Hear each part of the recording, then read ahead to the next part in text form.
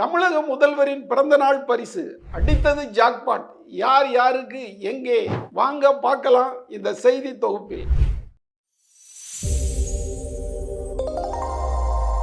வணக்கம். தமிழக முதல்வர் மு.க.ஸ்டாலின் அவர்கள் பிறந்தநாள் விழா கொண்டாடிக்கிட்டு இருக்காரு. முதல்ல அவருக்கு நம்முடைய வாழ்த்துக்களையும் தெரிவிச்சுக்குவோம். ஆனால் ஒவ்வொரு பிறந்த நாளைக்கும் ஒரு நலத்திட்டங்களை அறிவிப்பார். அவருடைய பிறந்த நாள் முன்னாடி எதிர்கட்சியாக இருக்கும்போது பொதுக்கூட்டம் நடத்துவாங்க, அப்புறம் நலத்திட்ட உதவிகளை கட்சி சார்பில் நடத்துவாங்க. இப்போ அவர் முதல்வர் ஆன பிறகு ஒவ்வொரு ஆண்டும் அரசின் மூலமாக பல புதிய திட்டங்களை மக்களுக்காக அறிவிச்சுக்கிட்டு இருக்காரு. இந்த வருஷம் என்ன அப்படிங்கிற கேள்வி எல்லார் மனசுலையும் இருந்தது.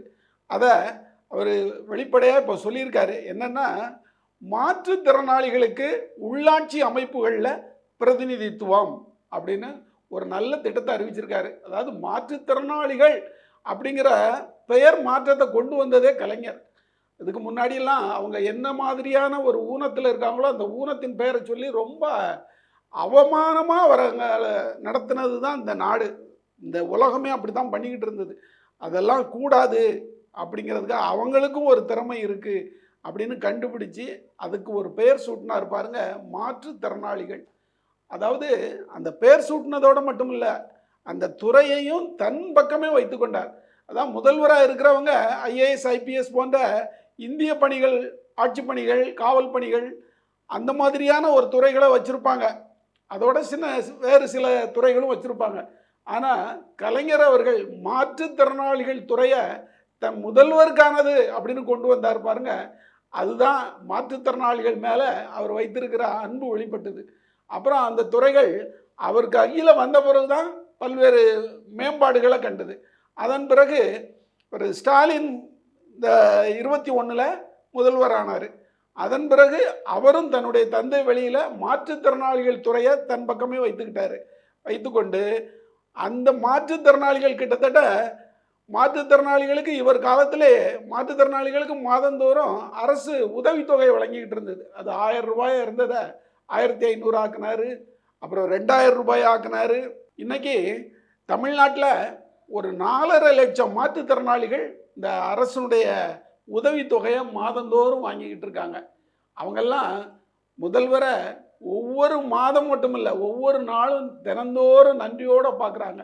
இதுக்கு மட்டுமே தமிழக அரசு ஒவ்வொரு மாதமும் 300 கோடி ரூபாய்க்கு மேலே செலவு பண்ணுது. ஆனாலும் மாற்றுத்திறனாளிகள் துறையை அவர் இன்னும் ஒரு கண்ணியமாக நடத்திக்கிட்டு இருக்காரு.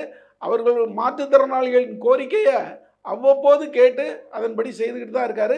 இன்னும் மாற்றுத்திறனாளிகள் பல்வேறு கோரிக்கைகளை வச்சுக்கிட்டு இருக்காங்க. அதையும் விரைவில் நிறைவேற்றுவார்.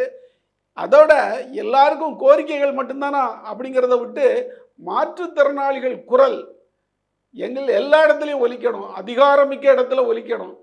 என்ன அவங்க எங்களுக்கு உதவித்தொகையை உயர்த்துங்கிற குரலோடு மட்டும் நிற்கக்கூடாது.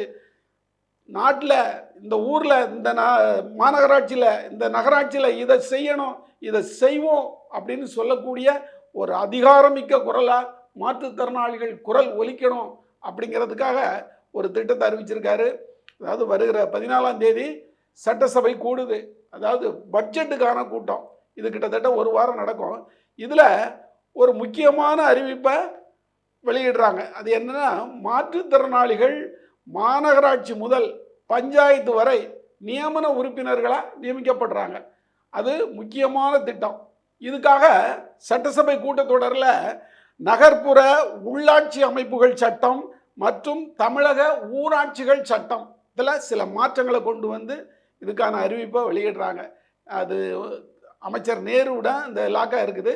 அவர் இதை அறிவிப்பாருங்கிற எதிர்பார்ப்பு இருக்குது. ஏன்னா சிஎம்ஏ அறிவிச்சிட்டாரு. அதனால் 14ஆம் தேதி சட்டசபை கூடும்போது அந்த கூட்டத்தொடரில் அறிவிப்பாங்க. அதுக்கு அப்புறம் தான் இது ஒரு மாநகராட்சிக்கோ ஒரு ஊராட்சிக்கோ ஒரு பேரூராட்சிக்கோ எத்தனை பேர் நியமனங்கிறதெல்லாம் அதில் தெளிவாக தெரியும். ஆனால் பஞ்சாயத்தில் இருந்து மாநகராட்சி வரைக்கும் அப்படிங்கிறத அறிவிச்சிட்டாரு. இதில் கூட பெண்களுக்கும் உண்டு, தாழ்த்தப்பட்ட மக்கள், அதாவது தலித் மக்கள்னு சொல்லுவோம்ல, அவங்களுக்கு மற்றும் ஒவ்வொரு இடஒதுக்கீடு அடிப்படையிலையும் இதில் இருக்கும் அப்படிங்கிற மாதிரி அவர் முதல்வர் சொல்லியிருக்காரு. ஆனால் மாற்றுத்திறனாளிகள் யாரும் இந்த மாதிரியான ஒரு நிலைமை நமக்கு கிடைக்குமா அப்படிங்கிறத எதிர்பார்க்கவே இல்லை. இந்த பிறந்த நாள் பரிசா மாற்றுத்திறனாளிகளுக்கு ஒரு பெரிய கிஃப்ட் அவர் கொடுத்துருக்காரு. ஒவ்வொரு மாற்றுத்திறனாளிகளும் அவர்களது குடும்பத்தாரும் இதை நன்றியோடு பார்ப்பாங்கன்னு நான் கருதுகிறேன். இதுபோல் பல திட்டங்களை அறிவிக்க சட்டசபை கூடுது.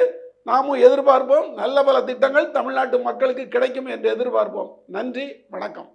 தமிழ் நியூஸ் சேனலில் உங்களது பொருட்களை வெறும் 500 ரூபாயில் விளம்பரம் செய்ய வேண்டுமா? தொடர்புக்கு 7806942275 தொடர்பு கொள்ளுங்கள்.